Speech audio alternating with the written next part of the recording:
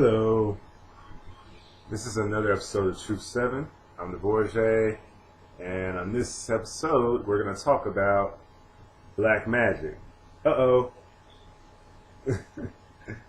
This episode, I'm going to talk about black magic, as well as magic, white magic, black magic in general. And a lot of the people, when they hear black magic, it's an automatic withdrawal or fear, intensive mood that comes up. But this channel is basically bring understanding to many aspects of life. So there's many understandings and many aspects in all the angles that I'm going to attack and let you know within letting you know about black magic and what it is, where it comes from, and the ideology and everything within black magic. So in life, when you come to these things, or you can even feel that you're experiencing these things, you can be aware and draw away your fear instinct when it comes to dealing with these matters. And so first thing you have to realize and you have to know is you have to know about all the aspects of black and the meaning of black and all of its characters in its vibration and its history and what it's dealt with and what it means. And there's many angles to it. It's just not one thing. A lot of people get stuck in linear thinking when it comes to certain aspects, and there can only be this one thing, but not realizing there's many angles to reach that one point of that subject with everything. So and that point connects with another point, which is what makes a grid and connects everything in the world. But so I guess since I got that out the way and that understanding, I hope you guys hear me. I'm gonna basically talk about black magic. Now, black magic has many forms, just as everything. Many things have many forms, many ideologies, and many teachings. Many subjects have different forms within the subject. So black magic, you have to realize you're under black magic every day. You have to realize aspect about darkness and black. Black is the fastest thing. The most fastest thing in light is black, and then most fastest thing in black is frequency sound. So when you think about black magic, you have to think about constriction. You have to think about manipulation. Everything's manipulation, but it's all with an intent. Everything is intent. So it's the intent behind anything which really gives it its feel. Because there's, I'm going to go into examples of characters and deities and things that the art and the aspect comes from. So where you can see when I say that there can be, it's all about intent, because there can be someone who's very dark, has a dark persona, but their intent within everything is good. But just because of the image, how it's dressed up, how it's coded, how it's presented, the presentation is everything, and that goes with an intent, and that goes into other things I'm going to tap in on. But there's just so much information about this and so much I can hit on, and just being an alchemist, I'm gonna help you out. But anywho, when it comes to black magic, as I was saying, you're under black magic every day. And what I mean when I say that is that everyone is cast under a spell within the matrix. Because you have to think as the matrix as a big spell, a illusion, magic, illusion, what people give the label of magic. I was saying magic is an illusion. But the thing is, I'm here to tell you, and as many spiritual gurus will tell you, and alchemists, that everything is an illusion. Life is an illusion. Or if you really feel that when you're awake that all this is real, it's real, 100% real, then you're going to have a lot of surprises in your life. There's a reality, but you have to understand this is not real. Not real as in you are your body, this is you, you are your name, and that's all that you are. That's what I mean when I say illusion. So, the fact that you are put in a ever-going cycle or ritual that you feel like you have to wake up the next day to go to work, earn money, and think it's okay, like it's all right, like it's not saying it's a problem, but when you to feel compelled and to think that's what you have to do and that's all that there is, you are put under a spell to do that every day, to be stuck in that ever going cycle. And depending on how your will, how you test it, and what you define as work too, your intent in what you're doing. But yes, I also have to have a logical reason to understand your mind to know why that is. But just understand on that minute level of creating a illusion in the matrix for people is the in the audacity to feel that you're inhibited to have to go to a corporate building every day to earn a wage. That is, they automatically have you caught in a cycle right then and there. But that's black magic, manipulation, control over someone's mind without them even knowing it. Basically, black magic is coming into someone's personal zone, or they're interfering with someone's energy vibration, or how they're thinking and how they go with things. That's black. That's basically a sum up of a whole what black magic is, and there's different techniques and different things with black magic. And like I was saying earlier, how even there are good characters or people who would be so-called the light people, the light beings, or the light polarity side of yourself, or the light personifications that can use dark intent with their light ability, or it's all honestly an intent. So yeah, with black magic, with understanding how black is faster than light, and coming from someone like me, an alchemist, and someone when it comes to bending your reality, controlling your reality, you have to learn how to embrace the darkness. You kind of have to go by a Batman line. Like that's why Batman. He's Batman. He's all black, but he's known as a good guy. You know, he has dark caricature, but he's a good example of that psyche, of that understanding that you have to be impelled by dark. You have to embrace the darkness. You have to, because it's gonna be there. Like people always think everything's light. Like when everything is light, it's closer to more pure. But even there's a saying that even if there's too much purity, when something else goes wrong, that's going to inhibit something else to go wrong. And everlasting peace is not so everlasting because everyone's definition of peace is different, So, but that's on a whole nother conversation, a whole nother video. But with black magic. Black magic is mostly a manipulation game. When it comes to lineages and whatnot, you're with people who have mastered their higher aspects of themselves, but can connect with their lower aspects. These are the people you usually find using black magic. People who are in the judicial system, magicians, social workers, advertisers, anyone who knows how to play with the mind to get it to think things as it wants using imagery or symbols.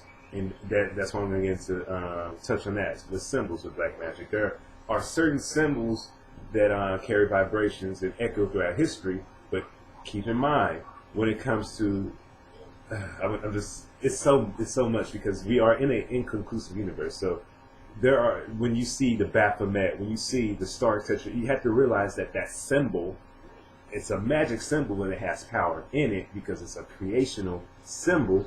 How you get things in a lineage and a formation to even form it into a dense idea, to even manifest it, how it comes into your material reality.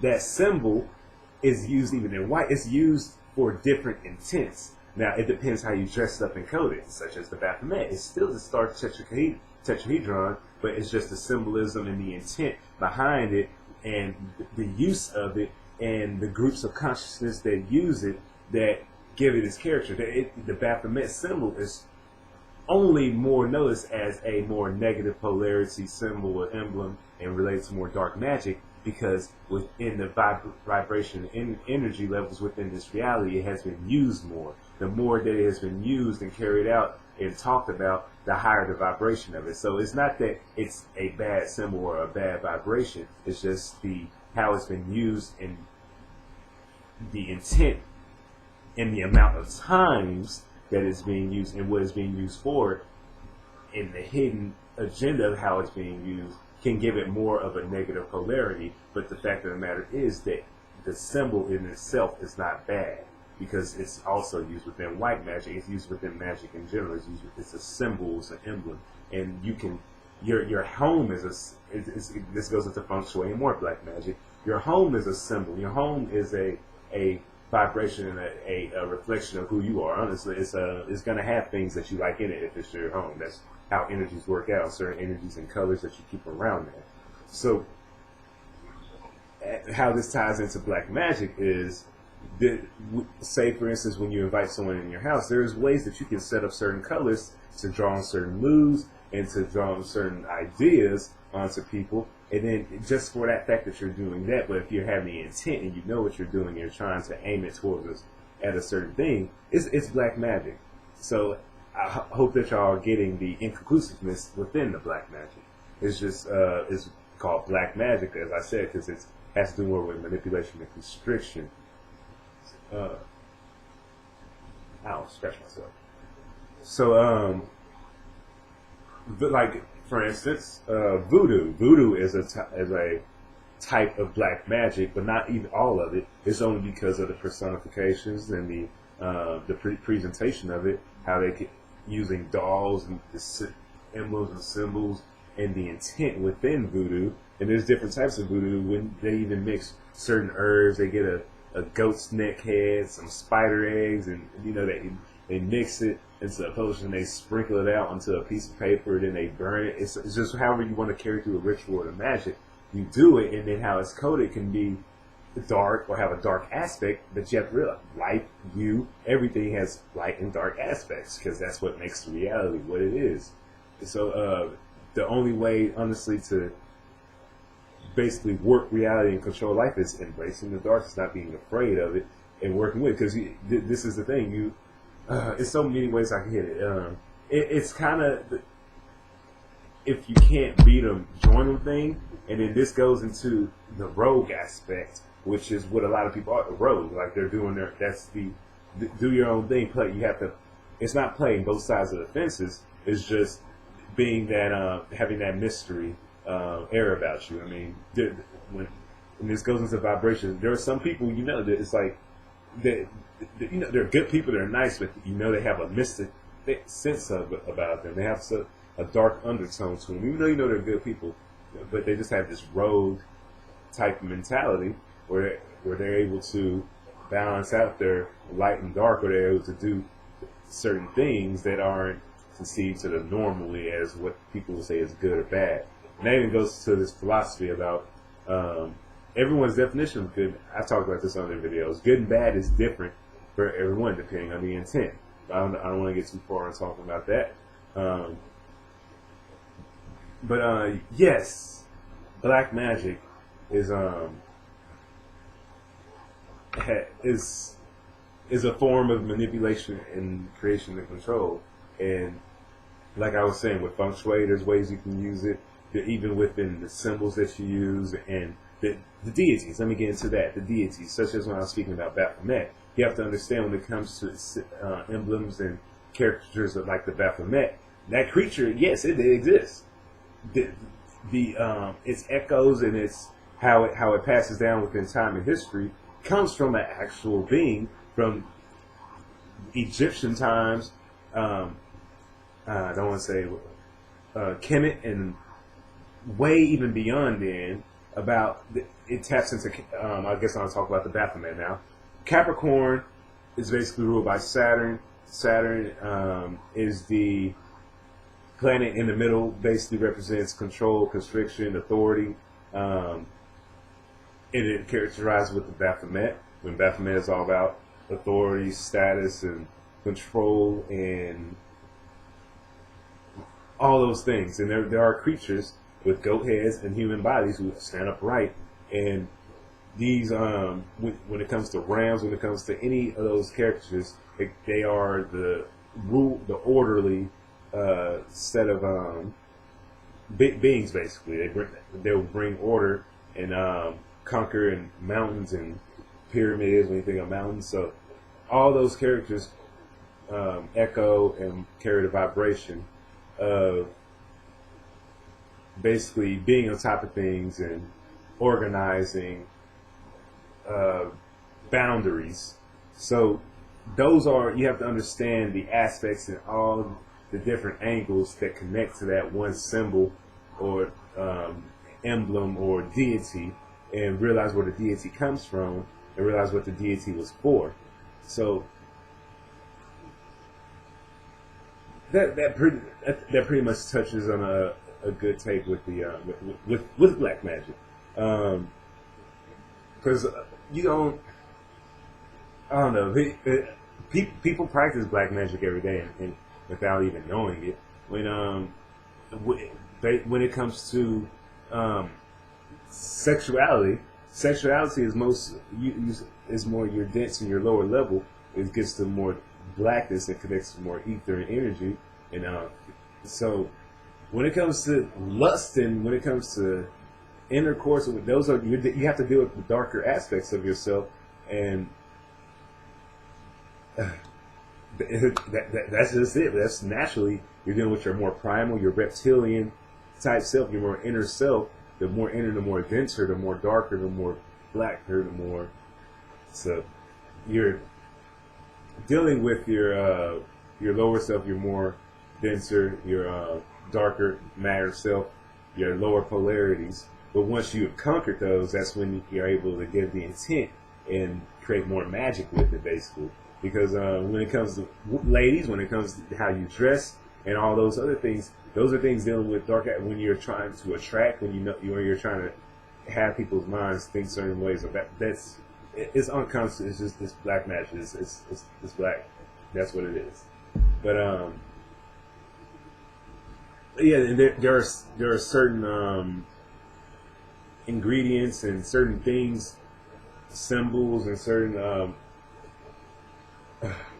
products, certain objects that you use for black magic, and usually due to their character, like a hoof, foot, anything that has to do with. I find that things that are more written of dark age and more past history times, and more indigenous things, more first world,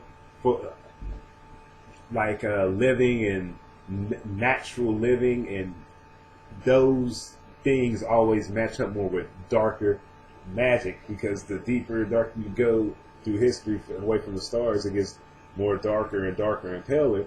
You get closer to the truth, you get more closer to the magic, you get more closer to the mystery, and that's what black magic is all about, mystery, because it's about the darkness, about the stars, it's about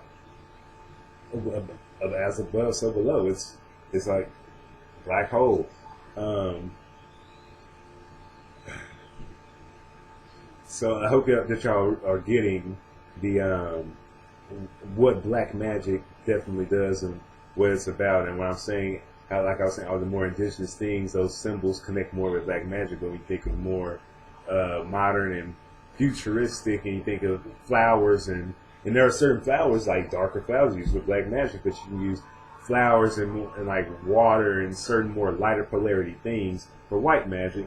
For certain, like for instance, if you want to get a lot of money, you can get a green candle, you get green plants, and you get what something else is green. Like you grow a certain green plant for a time period. You go outside, you do certain rituals, certain light rituals. You pour a certain amount of water on it.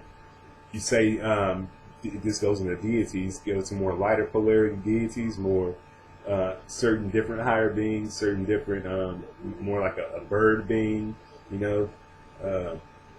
It's just, it depends on, because things carry vibrations, so it depends on the certain vibration that you're putting within your ritual, putting within your act, or whatever you're trying to get out, or whatever your intent is, that goes into pretty much the type of magic that you're doing. So I just want, when people hear about black magic, just don't get go dive into the darkness, basically. I mean, you're a light being, so you should never be afraid to go into darkness, because all you can do is shed light on things and find out stuff and then use it. So that's it's a 20-minute video. I always try to keep them under 20 minutes, but yeah, that's how I can attack that and let you know about black magic. Um, Ways to defend against black magic. This is how you defend against black magic. Anytime you feel someone is trying to take energy from you or inhibiting, constricting over your energy, what would you do on a physical level? You have to draw a boundary.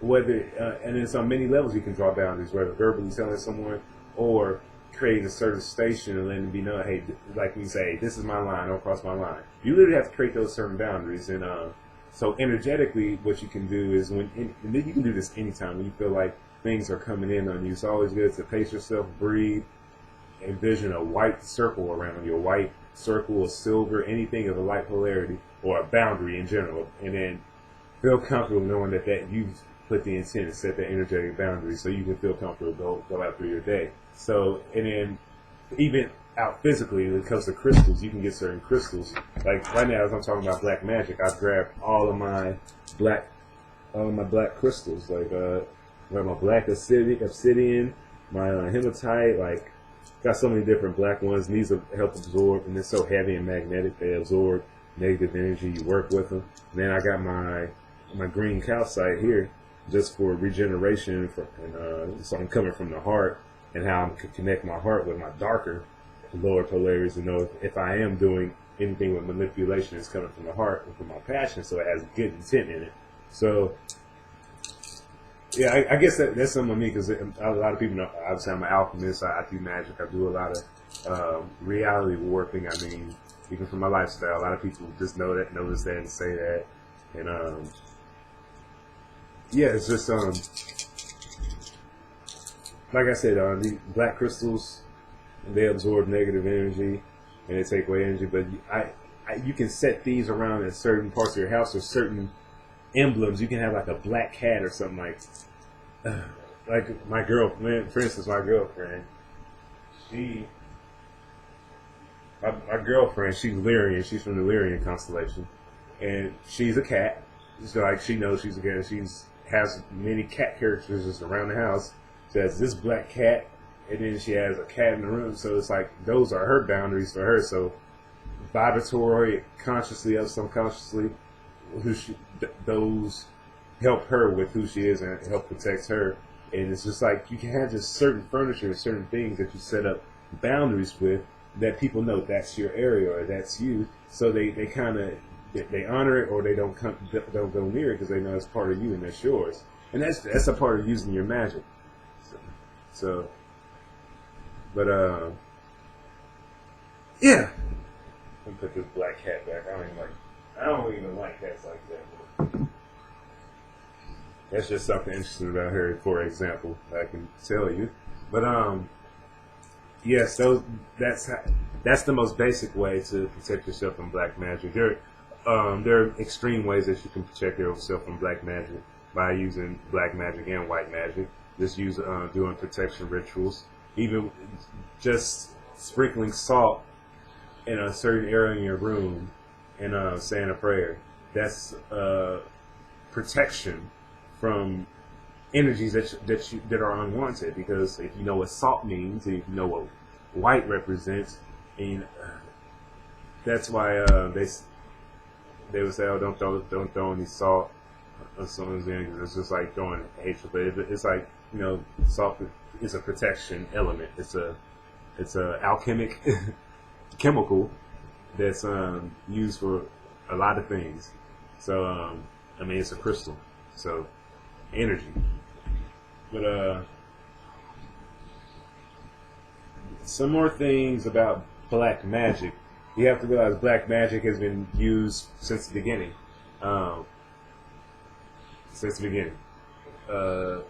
By many beings, and depending how it's dressed, that's how it comes up. You make it black magic, as I already said.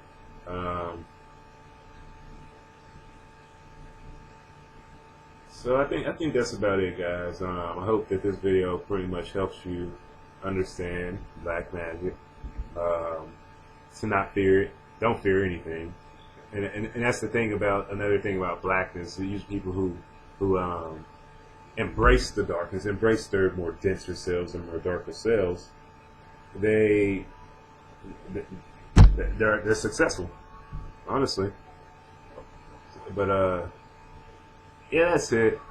I'm glad that you guys set the song, watched the video. Obviously, you wanted to know about black magic and know how to defend against it, what you can do if you want to work with it or just understand it for the fact. But as I said, black magic is all about the deities you work with, the intent, as in everything, and how you code it, how you dress it. So, okay, I'll give a black magic tip. I just feel like doing it. For instance, if you ever you have a date or something, and this goes into feng shui, as soon as you invite he or she into your house, if you just get black rose petals, get a black rug, get some red sheets, royal purple, get very sensual drapes, have it just aligned going towards your room. Just have certain numbers, have like 6s and 9s and 8s, have a lot of curvy furniture that induces the mind for more sensual type things. So that's on an energy level how black magic and certain and magic works in general. Like, it's so much I can talk about. But all right, y'all. Y'all have a good night, man. Be safe. Stay protected. Namaste.